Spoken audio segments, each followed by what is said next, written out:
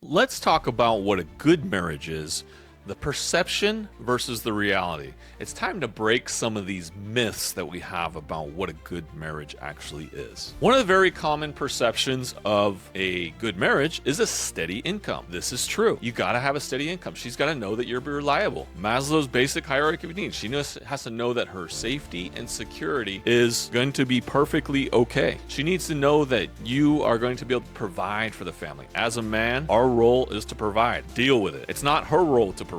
She'll provide if she has to because you're not making enough. You could be hitting like a rough patch, or maybe just not making enough money, and that's okay. That's not the end of the world. We're living in a different time now than we used to. Women are in the workforce, and that's perfectly okay. But you need to have a steady income. She's got to be able to know that she can trust you to provide for at least part of the family. And if she makes more than you, then you'll probably have to provide in other ways as well. Me personally, I would prefer, and the men that I work with, I would prefer that they provide enough so she doesn't have to work. She's able to work. If she wants to work and be a boss or whatever she wants to do, she has really big career ambitions, that's fine. But she doesn't have to work. Most women, if they have the opportunity, they will not work if they don't have to. Or they'll do something that they're really passionate about instead of just working some menial, W-2 job that she's not really that inspired by. You want her to do something that she's really passionate about, because as a human, that's when we really thrive, is when we're working towards something that we're really passionate about. One of the myths that I often see with relationships is minimal fights. You'll see people talk about this all the time. They'll say, oh, we never fight. Yeah, you never fight. Why do you never fight? This is a complete myth. You should be having disagreements. Am I saying you're going to disagree on everything? No, not at all. But she is a unique person. You are a unique individual. You guys are going to have disagreements. It is inevitable. You are going to disagree on things, and that's okay. There's nothing wrong with that. You need to be able to see eye to eye, see each other's side, support each other, and then be able to come to some sort of rational conclusion with each other. This is what adults do. They have disagreements. You see things differently than your parents. You see things differently from your kids. You see things differently from family members, friends, from everyone. So why would you expect that you wouldn't see anything differently from your partner? With that said, you probably need to have certain things that you align on. And I'm not saying, you should compromise your goals or compromise your purpose or anything to accommodate her. You need to look and see if you guys align on the big things. And this is what I often help guys work through. And I've had clients come to me. They had A, B, C, D. Like one guy was dead set on opening a business, and his girl was dead set. They were only dating, but she was dead set. She wanted to have him have a consistent and safe income, but he was dead set on that, right? He was dead set on having a business. He did not want to have a consistent and safe income. Now, I told him, I was like, well, why does she do this? Because we dug a little bit deeper. And then we realized that he hadn't had a consistent business until we started working together. And he didn't have any consistent income. So that was why she wanted to have him go get a job. Makes sense. But once we started working together and he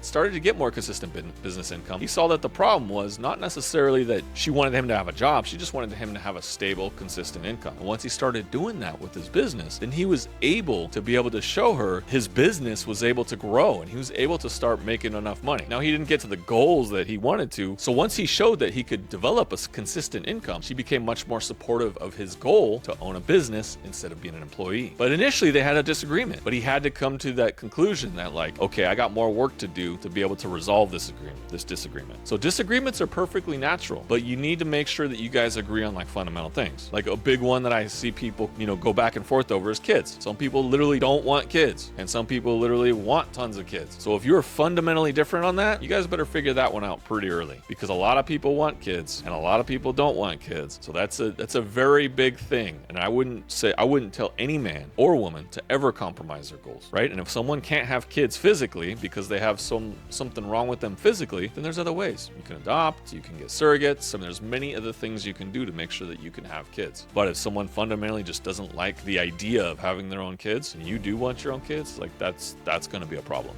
Other than a couple very large things like that, you're going to have day-to-day disagreements, and that's okay. Let's talk about the bedroom time. So when you have bedroom time, a lot of people think, every 2 week relationships, typically every 2 weeks, every 3 weeks, every 4 weeks, once a month, a couple times a year. That is not normal. Normal would be several times a week, 2 or more. I would say that would be considered normal. If you're having less intimate time than 2 times a week, you should probably seek some help before it's too late. If it's less than once a month, that's not going to last forever. Eventually, one of of you are going to stray. One of you are going to start looking other ways for other things. They're going to look for some sort of outlet somewhere. Less than once a month in a relationship is not healthy. Less than once a week in a relationship is not healthy. Am I not saying you'll have dry spells on occasion? Yeah, sure. You might go like a week and a half, maybe 2 weeks, and then you might have it 3 or 4 times. So it averages out to 1, 2, 3 times a week. Some people want it every single day. Some people want it 2 to 3 times a week. I would say at minimum, if you're not doing at least 2 times a week, at bare minimum, once a week. But you guys better be super busy, super duper busy. To be honest, she should be coming to you as the man. I'm not talking to women specifically, but I'm talking to men. Like, she should be coming to you and wanting at least once a week, maybe twice a week. And they're a lot more subtle about it. They're usually not as forthright about wanting it. Less than once a week, once a month, once every few months, that is a problem. And that you're just setting yourself up for disaster the longer you wait to fix it. A lot of people think, 2 to 3 weeks a year is good for travel. In reality, you always want to have the ability to travel. Most single women would tell you this. They'd love to be able to travel all the time. 1 week here, a week there, another week there, 2 weeks here, 3 weeks there. They want to do little trips. They want to do little things. The reality is people like to get out and they like to explore the world. So if you're limited by your job to just those 2 weeks of vacation, I would recommend you try to find something a little bit better that gives you a little bit more flexibility to get out more. Now, this will give you an opportunity to explore the world, things exciting in your relationship. Sometimes travel can really serve as a nice little reset, especially if you guys hit a little bit of a slump. And I'm not even talking about from an intimacy perspective, but just in your relationship as a whole, just to disconnect and free yourself of those things. But if you find yourself getting so buried in work that you're only taking 1 or 2 weeks a year, that's not enough. You got to get out more, even if it's just weekend trips, even if it's anything. Try to take more time off work. As we move towards AI and it starts taking all of your jobs, you got to find ways to make money yourself. And to be able to do that, you got to be able, that will allow you to do more travel and allow you to get out there more. I know people say it's easier said than done, but you can create a 6-figure salary within less than 12 months that does not rely on a job, because most of the jobs, this included, I'm sitting here in front of a computer typing away and doing things on occasion. Any job that requires you to sit in front of a computer will probably be replaced in the next 2 to 3 years. You got to move fast. This is what I talk about in my group, in the communities. I'm in several communities. They talk about this on a regular basis. The time to make money is right now. So there's a couple things that we covered. I want you to understand, like, very, very rare intimacy is not common. Several times a week at minimum. You should always have an accelerating income, a steady income. You want to show her that you're ambitious, and not that you're someone that talks about goals, but that you actually work towards and start building them, and you're taking actionable steps to get closer to your goals. You're not just a guy that just kind of like runs his mouth. Oh, I'm going to do this one day. I'm going to do this one day. She'll put up with that for a period of time. You have to actually show that you're working towards the goals and something greater for the both of you.